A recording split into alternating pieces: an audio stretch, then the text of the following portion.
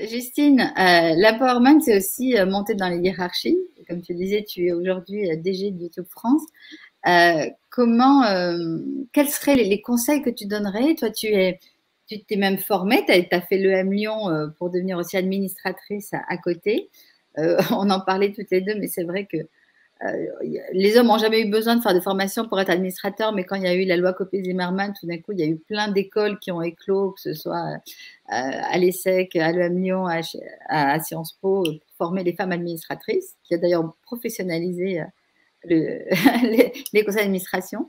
Donc, toi, tu as fait cette démarche, justement, tu as fait une formation à l'EM Lyon, et aujourd'hui, bah, je te laisse annoncer ce qu'il en a été. Ouais, en fait, je pense qu'il y a un truc important à comprendre et peut-être d'un point de vue d'une femme, en tout cas moi certainement du mien, souvent bon, on sait que au fur et à mesure d'un parcours professionnel, vous avez voilà tout ce qui peut se passer dans la vie d'une femme, vous avez vos enfants, vous avez vos congés maternité, vous évoluez plus ou moins dans des milieux très masculins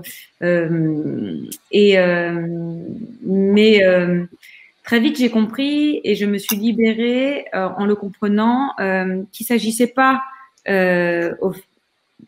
pour avoir des postes un peu qui vous permettaient d'avoir un impact, d'avoir le pouvoir sur, mais d'avoir le pouvoir pour changer ou améliorer ou développer comme vous sentiez et en alignement avec vos valeurs. Et en fait, ce pivot du pouvoir sur au pouvoir pour m'a vraiment aidé moi dans me sentir tout à fait légitime à eh bien aller dans des aventures professionnelles qui sont intenses avec des équipes, avec des enjeux importants, mais vraiment très alignés avec mes valeurs.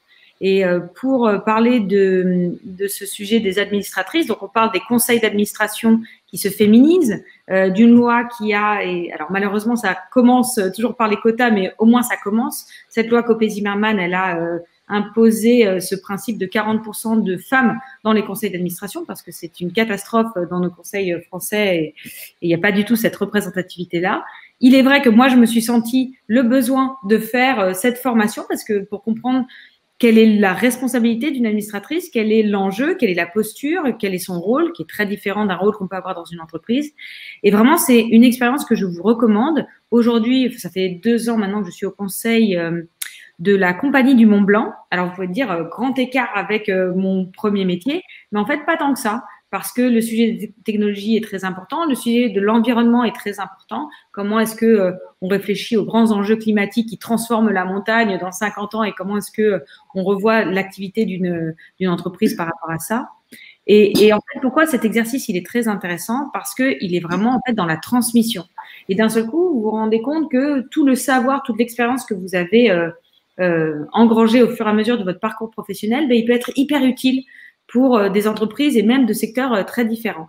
Donc c'est ça moi qui me motive, qui me nourrit et de mettre ces connaissances, ce savoir ou tout simplement ce bon sens, cette manière différente de penser autour de la table, c'est une expérience formidable. Donc je vous l'encourage à intégrer des boards, donc des conseils et à transmettre.